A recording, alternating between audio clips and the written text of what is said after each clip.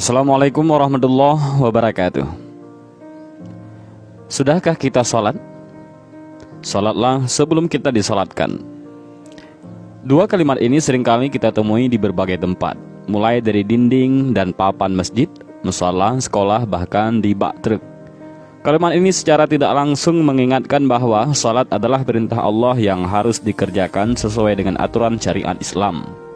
Beberapa keutamaan sholat dibandingkan dengan ibadah-ibadah lain diantaranya, sholat diperintahkan langsung oleh Allah kepada Nabi Muhammad SAW ketika di-Isra' Mi'rajkan. Sholat adalah ibadah yang akan dihisab pertama kali sebelum ibadah-ibadah yang lain. Kewajiban sholat adalah kewajiban yang harus dijalankan dalam kondisi apapun.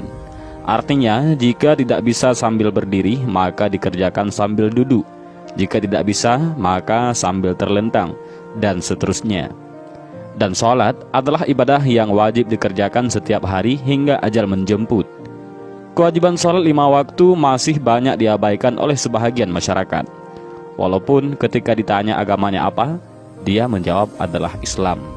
Meninggalkan sholat bukanlah hal yang ringan tanggung jawabnya di hadapan Allah Azza wa Jalla. Dalam kitab Irsyadul Ibad karya Syekh Zainuddin Al-Malibari, dalam bab Fadlis Sholatil Maktubah dijelaskan bahwa ada 15 siksaan yang akan diberikan kepada orang-orang yang meninggalkan sholat. 6 siksaan ketika di dunia, 3 siksaan ketika meninggal, 3 siksaan ketika di alam kubur, dan 3 siksaan ketika dibangkitkan dari dalam kubur. Yang pertama adalah 6 siksaan ketika di dunia. Yang pertama, dicabut keberkahan umurnya. Kedua, dihapuskan tanda-tanda kesolihan di wajahnya. Yang ketiga, semua amal kebaikan yang dia kerjakan tidak diberi pahala oleh Allah. Yang keempat, doanya tidak diijabah. Yang kelima, tidak mendapat bahagian dari doa orang-orang yang soleh. Dan yang keenam, akan dibenci oleh kebanyakan orang. Namun, 3 siksaan ketika meninggal yang pertama adalah matinya dalam keadaan hina. Yang kedua, mati dalam keadaan kelaparan. Yang ketiga, mati dalam keadaan kehausan yang sangat. Dan jika diandaikan seluruh air di samudera di dunia ini diberikan kepadanya, tetap tidak akan membuat dia puas, dan tetap dia haus. Selanjutnya, 3 siksaan di alam kubur. Yang pertama, disempitkan kuburannya, sehingga tulang-tulang rusuknya hancur karena himpitan kuburnya. Yang kedua, dinyalakan api dalam kuburnya, maka selama di dalam kubur dia bergelimpang dengan api sepanjang siang dan malam. Yang ketiga, didatangkan padanya ular yang bernama Syuja'ul Aqra, yang buta matanya, yang berasal dari api, dan kukunya berasal dari besi, yang mana tiap kukunya memiliki ukuran panjang selama perjalanan sehari. Kemudian ular itu berkata kepada si main, "Akulah Syuja'ul Aqra." Suara ular Syuja'ul Aqra ini bagaikan petir yang menyambar. Kemudian ia berkata lagi, "Allah telah memerintahkanku memukul kamu, karena kamu sudah meninggalkan sholat subuh hingga terbit matahari, dan memukul kamu karena meninggalkan sholat duhur hingga asar, dan memukul kamu karena meninggalkan sholat asar hingga maghrib, dan memukulmu karena sudah meninggalkan sholat maghrib hingga isya, dan memukulmu karena sudah meninggalkan sholat isya hingga subuh." Dan setiap ular Syuja'ul Aqra ini memukul 1 kali, maka terbenamlah orang itu ke dalam tanah sedalam 70 hasta. Dan itulah siksaan yang diberikan kepada orang yang meninggalkan sholat selama dalam kubur hingga hari kiamat. Sayangnya, menurut para ulama, hadis tersebut lemah riwayatnya, dhaif. Artinya, hadis tentang siksaan dalam kubur dengan ular Syuja'ul Aqra. Bahkan sebagian ulama menganggap itu maudhu'. Dan Ibnu Al-Jauzi memasukkan hadis tersebut dalam kitabnya Al-Mawdu'at yang berisi hadis-hadis maudhu'. Imam As-Suyuti pula sependapat dengan Ibnu Al-Jauzi dan menilai hadis tersebut sebagai hadis yang maudhu' yang mengatasnamakan Rasulullah SAW. Imam Az-Zahabi dan Ibnu Hajar juga menyebut hadis tersebut dalam kitab mereka sebagai hadis yang lemah. Imam Az-Zahabi berkata, "Yang nampak hadis ini batil, di mana kemunculan hadis ini tidaklah bersumber."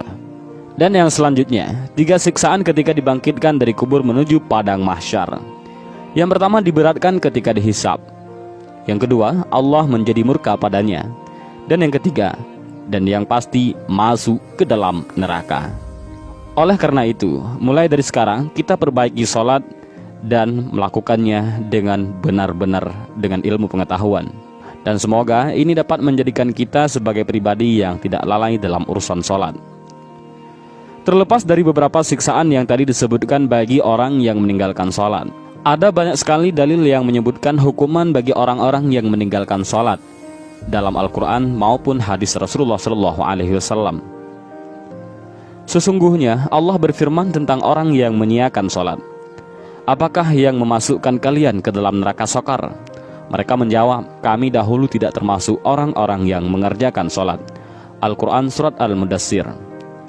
Maka celakalah orang-orang yang sholat, yaitu mereka yang lalai dari mengerjakannya. Al-Quran Surat Al-Ma'un.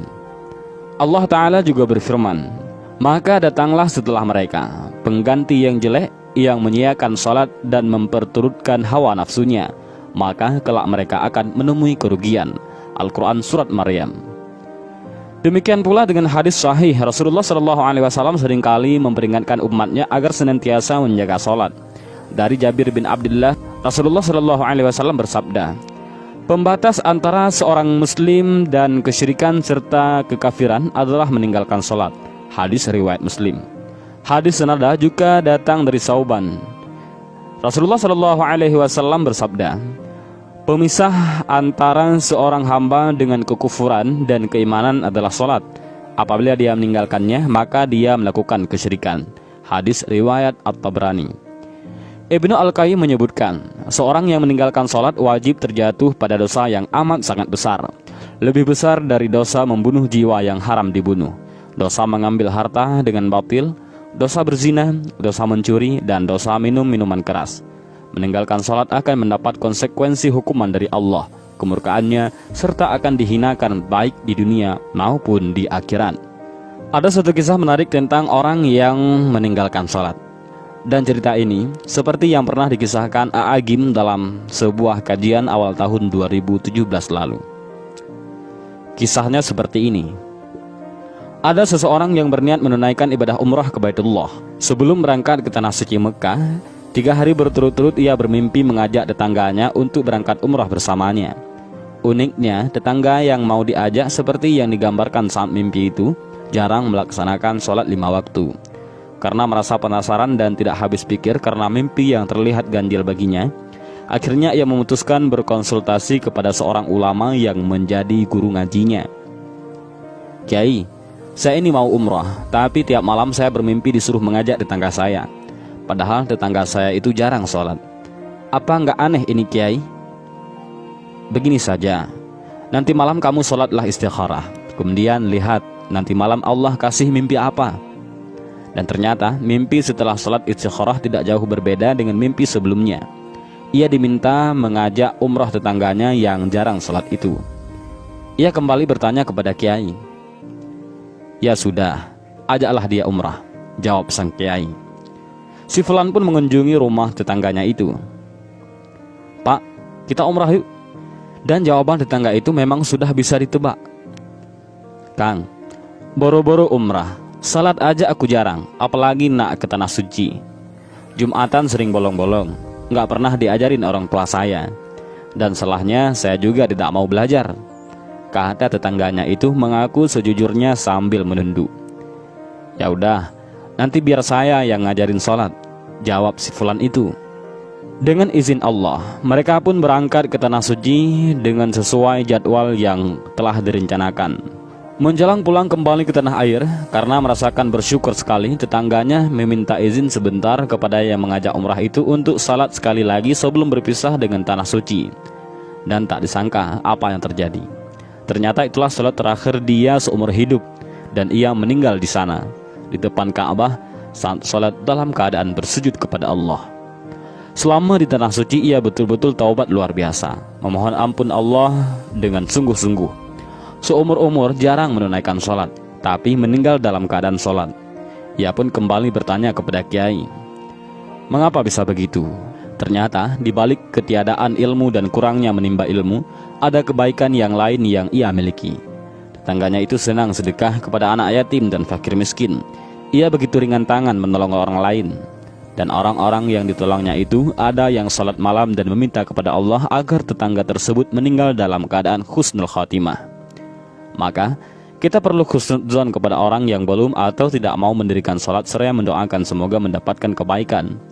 Kematian bisa datang kapanpun, bisa dalam keadaan meninggalkan salat atau dalam keadaan salat. Allah punya kuasa atas segala hal, dan melakukan kebiasaan yang saleh adalah pilihan yang baik. Sebab malaikat tak pernah bisa diajak kompromi ketika mencabut nyawa kita. Dan semoga kita dikaruniai kematian husnul khotimah. Dan semoga kita bukan termasuk orang yang meninggalkan salat dan melalaikan salat. Mudah-mudahan video singkat ini bermanfaat. Allahu a'lam bishawab. Assalamualaikum warahmatullahi wabarakatuh.